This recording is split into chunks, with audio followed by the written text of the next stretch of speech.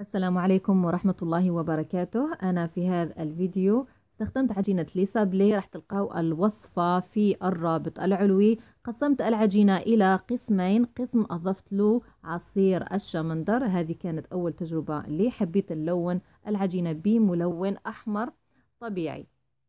لما ضفت العصير لاحظت أن العجينة صارت تتلاصق، والملون ما اعطانيش لون قوي، فاضطريت أني نستخدم فكرة ثانية، ولهذا السبب استخدمت معجون الشمندر هذه المرة، ونخليكم الوصفة في صندوق الوصف.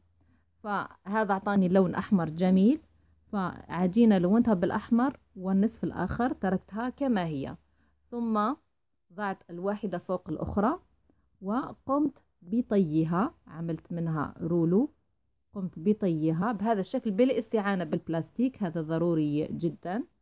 لاحظوا كيف انه اليد نتاعي تلونت بالاحمر، لهذا السبب انا انصح باستخدام قفازات عند استعمال الشمندر السكري.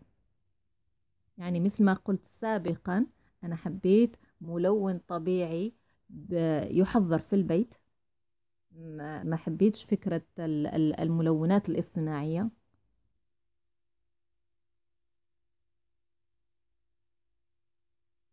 ثم فيما بعد نرتب الحواف، نقطع هذه الزوائد، واللي صنعت منها أنا زهرة جميلة راح تلاحظوها فيما بعد.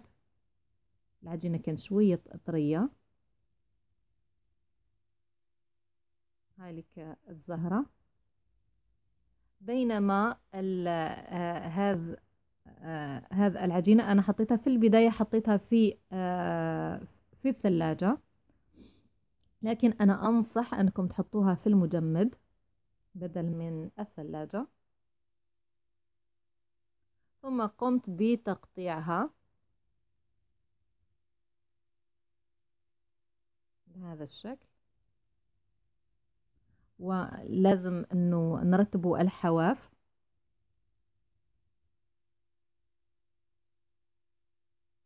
راح نقسم واحدة ثانية، لأني لاحظت أنه العجينة كانت طرية ونوعا ما صعبة التقطيع، حطيتها مرة أخرى لكن هذه المرة في المجمد. وشوفوا كيف كانت القطع هذه المرة، كانت قطع نظيفة وكانت سهلة هكذا.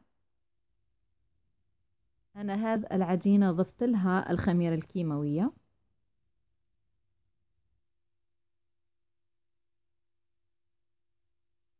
ثم حطيت هذا لسبلي، حطيتهم فوق صينية الطبخ بدون إضافة أي زبدة، بدون إضافة أي شيء، وحطيتهم في الفرن 180 درجة لمدة 10 أو 15 دقيقة، وهكذا شكلهم بعد الطبخ.